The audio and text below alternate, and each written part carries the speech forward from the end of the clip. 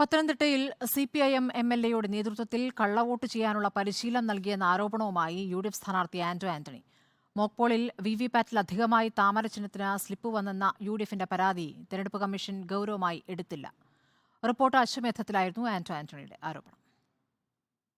പത്തനംതിട്ട നഗരത്തിലെ ലോഡ്ജിലാണ് CPIM MLAയുടെ നേതൃത്വത്തിൽ കള്ളവോട്ട് ചെയ്യാനുള്ള പരിശീലനം നൽകിയതെന്ന ഗുരുതരമായ ആരോപണമാണ് ആന്റണി ഉയർത്തിയത്. 350 പേര് പങ്കെടുത്ത യോഗം ഈ തൊട്ടപ്പുറത്തെ ശാന്തി ടൂറിസ്റ്റ് ഹോമിൽ നടന്നു. ജനങ്ങൾ തെരഞ്ഞെടുത്ത ഒരു MLA വന്ന് എങ്ങനെയാണ് കള്ളവോട്ട് ഫലപ്രദമായി ചെയ്യേണ്ടത്, നിങ്ങൾ വോട്ട് ചെയ്യുമ്പോൾ കയ്യാലെ അത് അപ്പം വായിക്കാനുള്ള സാധനം തരുന്നുണ്ട്, ഇതൊക്കെ പറയുകയാണ്. മലയാളിയായ ഒരു നിരന്തരമായി സഭാ നേതൃത്വത്തെ ഫോൺ വിളിക്കുകയാണ്. മലയാളികളായ ഗവർണർ അവരുടെ ഓഫീസ് ഇടപെടുന്നുണ്ട്, നിരന്തരമായിട്ട് ആളുകളെ വിളിക്കുന്നുണ്ട്. ശരിയല്ലല്ലോ. ഗവർണറെ നമ്മൾ ജനാധിപത്യം അട്ടിമറിക്കാനല്ലല്ലോ വിനിയോഗിക്കുന്നു. സഭാ നേതൃത്വങ്ങളെ വിളിക്കുന്നുണ്ട്, സഭയിൽ സ്വാധീനമുള്ളവരെ വിളിക്കുന്നുണ്ട്. വളരെ സ്നേഹപൂർവ്വം ഇടപെടുകയാണ്. അവരുടെ എല്ലാ കാര്യങ്ങളും നോക്കിക്കൊള്ളാം. ഈ അനിലാലിനെ ജയിപ്പിക്കണമെന്നാണ് പറയുന്നത്. ഇലക്ട്രോണിക് വോട്ടിംഗ് മെഷീൻ സംബന്ധിച്ച് UDF നൽകിയ പരാതി തെരഞ്ഞെടുപ്പ് കമ്മീഷൻ ഗൗരവമായി എടുക്കുന്നില്ല.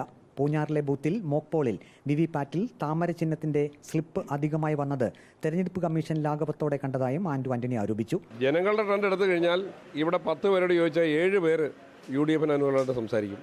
അതാണ് ഇവിടുത്തെ ഇപ്പോഴത്തെ ട്രെൻഡ്. റിപ്പോർട്ടർ, പത്തനംതിട്ട.